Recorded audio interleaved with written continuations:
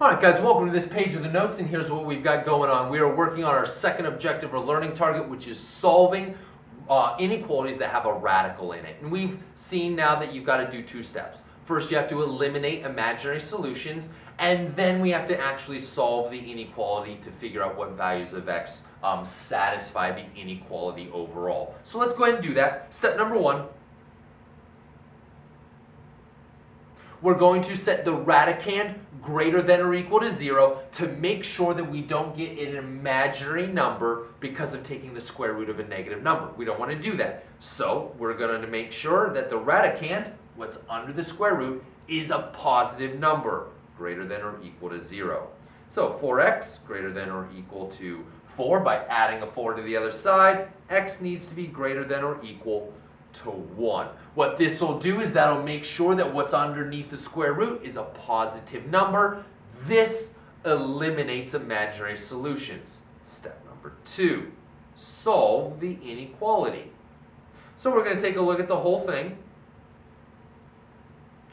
Again, in order to solve the inequality, I need to get rid of the radical, but before I can do that, I need to make sure it's by itself. Add 2 to the other side. 4 plus 2 would be a 6. Now I can square both sides to get rid of the radical. That's going to leave with a 4x minus 4, which has to be less than 36. 6 squared is 36. Let's add 4. I get 4x is less than 40. Divide by 4, and we get x needs to be less than 10. Let's go and take a look at the number line again, just so we can visually see what is going on here.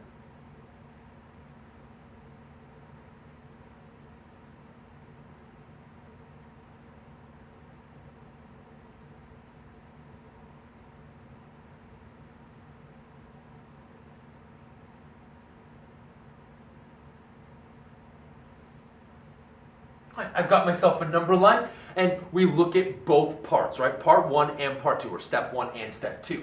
Step 1, which eliminates imaginary solutions, tells me that all the values of x that are allowed are values of x that are bigger or equal to a positive 1. So that'll be a closed circle at positive 1.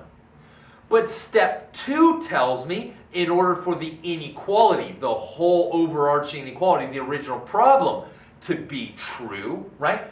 I need values of x that are strictly less than 10, which would be an open circle on 10.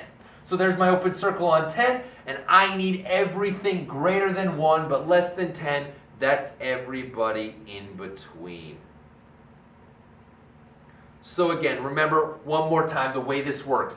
If you were to pick something less than a positive 1, you would wind up with an imaginary solution because you get the square root of a negative number. We don't want that, so we eliminate those values and we only take things greater than or equal to 1.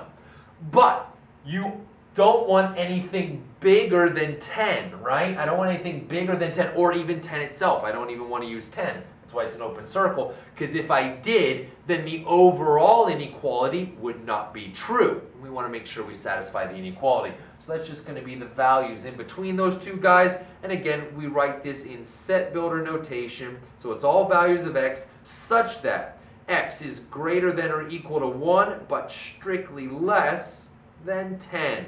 Close it with a bracket, and there is your set builder notation to describe your solution set for this particular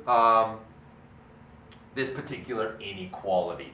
Guys, that takes care of this set of notes from chapter 6, section 7, where you guys learn to do two things: solve equations that have radicals in them and solve inequalities that have radicals in them. I hope you had a lot of fun doing this. I certainly enjoyed myself. I'll see you guys next time.